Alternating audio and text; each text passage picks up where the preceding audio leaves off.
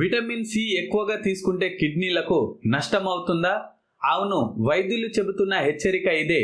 Vitamin C రోగనిరోధక శక్తికి అవసరం, కానీ ఎక్కువ మోతాదులో తీసుకుంటే శరీరంలో ఆక్సలేట్ అనే పదార్థం పెరుగుతుంది.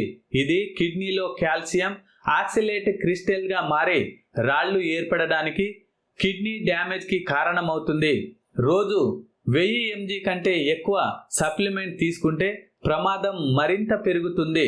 లక్షణాలు: నడుము నొప్పి, మూత్రంలో రక్తం రావడం, వికారం, విరేచనాలు ఇవన్నీ కనిపిస్తే వెంటనే డాక్టర్లను సంప్రదించాలి. సురక్షిత మోతాదు: పెద్దవారికి రోజుకు 75 నుండి 90 mg చాలు. ఒక నారింజలో అంతే ఉంటుంది. ఫలాలు, కూరగాయల ద్వారా తీసుకోవడం సురక్షితం. విటమిన్ సి మంచిదే, కానీ ఎక్కువైతే మందు కాదు, ముప్పు. ఆరోగ్యంగా ఉండండి.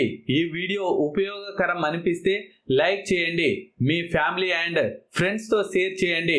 ఇలాంటి ఇంకా మరిన్ని తెలుగు హెల్త్ వీడియోస్ కోసం మా ఛానల్ను సబ్స్క్రైబ్ చేయండి.